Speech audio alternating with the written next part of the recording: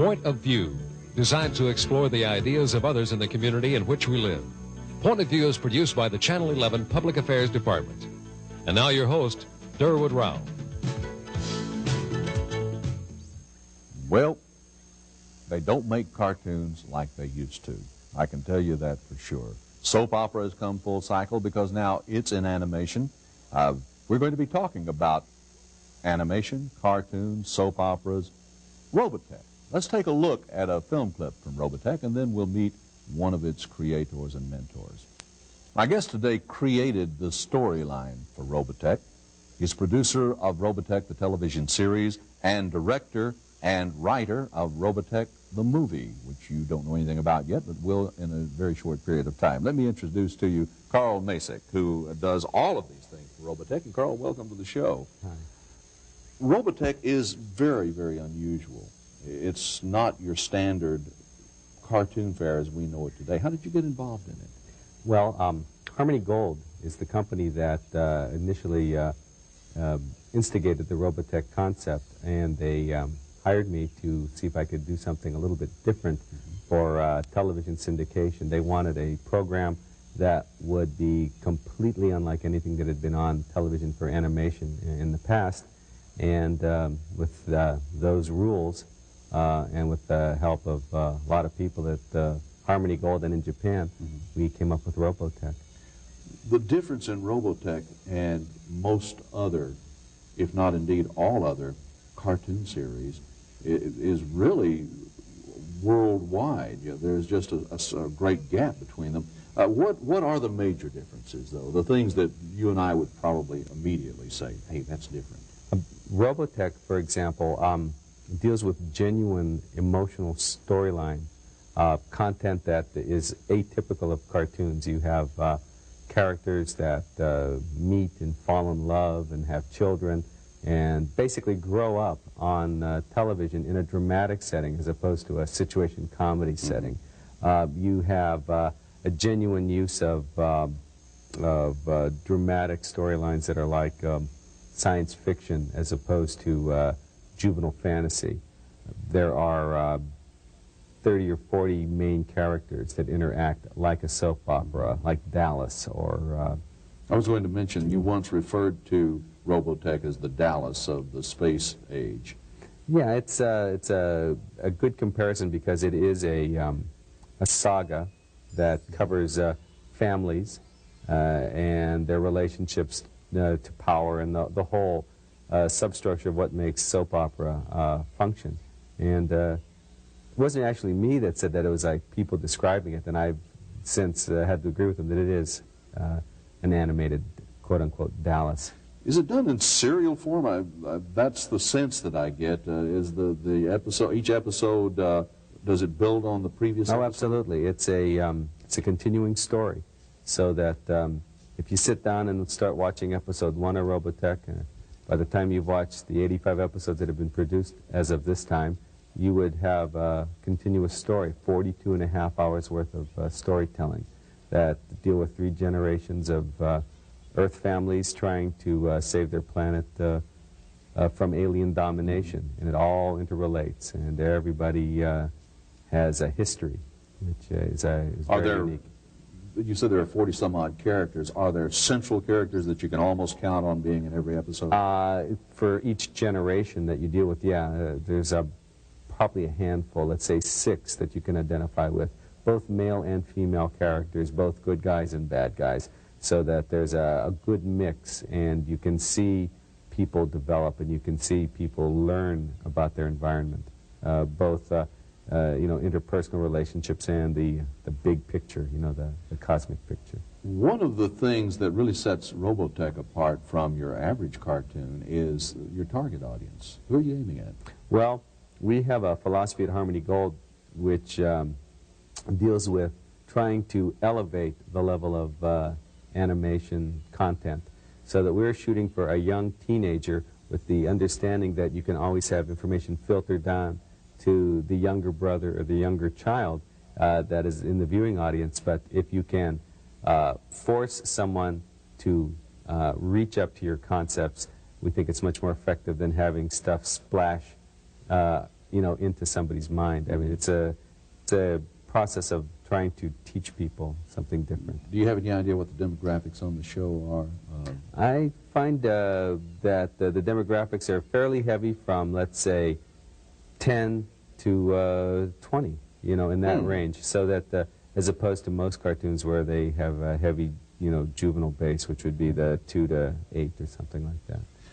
The animation itself, for those of us who grew up watching Walt Disney and Walter Lantz and folks like that, is your approach to animation any different than what they do? The technique the technique of animation cannot change. I mean, it is a technique which is universal. You paint on a transparent piece of acetate and you put that on a background and you photograph it. That technique has been the same. The overlay technique is going to remain. Absolutely.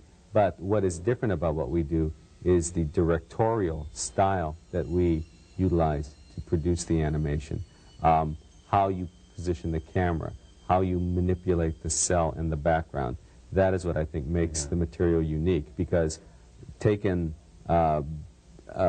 as a separate cell, there's no difference between a cell from Robotech and a Disney cell. You're using that term cell, and most of us who are laymen don't really know what a cell is, but this is a cell in background. This is the cell. It's a transparent piece of film that is placed over a gouache painted background, which is opaque, and then photographed. And they generally do 12 to 24 of these per second, depending on... One of the things that you pointed out to me in the pre-interview was the fact that one of the things that one of the many things that sets Robotech apart is the use of color. Oh, yes. We find that most people don't think about it, but when you look at cartoons, the Smurfs or He-Man or Scooby-Doo or whatever, the color scheme is fairly monochromatic and there's not a lot of color in it. In our particular animation, we strive for maximum use of color per cell. And for example, this particular cell has maybe 15 different color variations on it, which gives it a more realistic point of view. There's shadows and highlights, which you don't see in most cartoons. And I think that gives it a sense of separate uniqueness. One of the things that Robotech has is the fact that it is animated in Japan. Is there a particular reason why it's being done in Japan? Well, Japanese animation industry is geared up to produce animation at the speed in which we consume it in the United States. For example, if you have to produce 85 half hours of television, which is what Robotech is, that's a considerable amount of animation. And in order to do that, the only place that is geared up to produce that type of animation is Japan. No other country can accommodate. So logically, that's where you would go. Absolutely. What's new in the way of Robotech? Well, the newest thing right now is Robotech the movie, which is going to be opening in the Dallas Metroplex area, right. The 25th of July. And it is a unique product because it draws its inspiration from the Robotech series, but it is an all-new story. It's a different storyline entirely from the 85 that... It's an untold story. What is it, again, a continuation, an amplification? It's an amplification of elements which were hinted at in the Robotech series, but were never fully developed. So what we've done is we've taken an incident and we've placed it 3 days before a particular episode in the Robotech series, and we've turned it into a feature film. And the world premiere, I believe, this is the world premiere, July 25th in the Metroplex. Where will it be? It'll be in approximately 25 theaters throughout the Metroplex area, as far north as, I think, Denton, Fort Worth, Dallas, Plano, Irving. I don't know all the cities. Literally is going to blanket the Metroplex. Yeah, it is going to be, fairly represented in the Metroplex area. What is your role as producer in the movie? You know, we hear that term a lot. What is a producer? That's a very hard thing to describe. What we do when we produce television is we make sure that all the elements come together correctly. The story makes sense. There's continuity. The man that's going to be painting the cells is doing his work. The music comes together. the recording of the actors happens, the remix takes place, Foley, which is a creation of sound effects. Because when you have a cartoon, I mean, if you make a movie and someone walks into the kitchen and gets himself a glass of water, I mean, that sound is real, and it's there, and you hear the faucet turning. Well, in a cartoon, if you have someone do that same movement, there's no sound. I mean, it's all on paper, you know, so somebody has to create the sound of someone walking across the room, turning the tap, etc., etc. So there's all of these little elements that you don't really think about when you're making a cartoon that all have to be integrated. Well, you put it all together, actually. You're the glue, the kind of... Sort of. It's not just me. There's a whole organization that I have, that I fall back on, and I have a co-producer, Ahmed Agrama, who handles most of the technical elements of the production, making sure that the concepts that I'm thinking about are translated correctly to film and sound, and then I just try to deal with the creative elements so that I can be free to think about stuff like that. Why was the Metroplex chosen for the premiere? Well, for two reasons. One is because we feel at Harmony Gold and at Canon Films is releasing the feature that the Dallas Metroplex area is representative of America in terms of its demographics and its... pretty good cross-section. Yeah, cross-section, exactly. Yeah. And two, traditionally, Robotech has been well-received in the Dallas area, so it's going to be a treat for the fans in this particular area. Glad to hear you say that, because it's carried in the morning. What's just a second, I've got to consult my notes here, because I know we're carrying it, but I don't know when we're carrying it. We're carrying it weekdays at 6:30 a.m. You knew that. Yeah. Why didn't I ask you? I think I will. When is it carried on Channel 11? It's 6:30 Monday through Friday, I think. Okay, now we've gone through 85 episodes, or are in the process of going through. Is there something new on the horizon there? Oh, yeah. There's 65 new episodes of Robotech currently in production right now. It follows the story, and that it's again an amplification of characters that have been created in Robotech, and tells the story of their mission to space to deal with a threat that they perceive as happening. It's the heroes of the first Robotech saga, Rick Hunter and Lisa Hayes, and their family as they try to approach an understanding of intergalactic peace. So it's a real complicated show, but real interesting. Sounds great. Again, the show is weekdays at 6:30 here on Channel 11. The movie premieres July 25th in a lot of theaters throughout the Metroplex.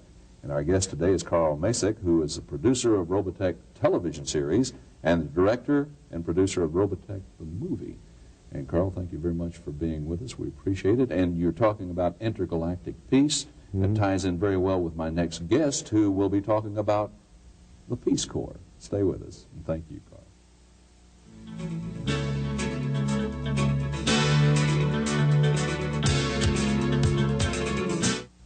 Squeeze play on me. Hey, back off! Oh, brother, I better think of something fast. Ah, hope my brakes are good. Yeah! Ah, no! While animated films remain popular around the world, most American audiences identify animation with Saturday morning cartoons on TV. But now the makers of Robotech have spent $8 million turning the popular TV series into a feature-length film. According to director Carl Macek, the idea is to provide quality animation that appeals to all age groups. The Robotech television series was an eye-opener for us. As the producer of that series for Harmony Gold, we began to realize that our Japanese associates that were doing the animation had a great sense of graphic design and an interest for storytelling. When we decided to make this movie, we decided to incorporate their design techniques because they were excellent filmmakers and had an ability and a desire to make things for adults. In Japan, as in the rest of the world, people watch animation all the time. In France, in South America, it's just like going to the movies. You go to see an animated film, and you don't think anything about it. People read comic books in Japan on the way home from work. I mean, graphic entertainment is very special. In the United States, that graphic entertainment has kind of been kiddified. This week, the film has its world premiere in Dallas, and Macek says if it does well, we should see more animated films from Harmony Gold's crack team in Japan. The fan base in Dallas-Fort Worth is very positively supportive of Robotech. So we're trying to say thank you to Dallas and the people that enjoy Robotech here, and also to say that Dallas-Fort Worth Metroplex is a typical American city, and if it plays in the Metroplex, then it'll play anywhere. Tom Finn, Channel 11 News.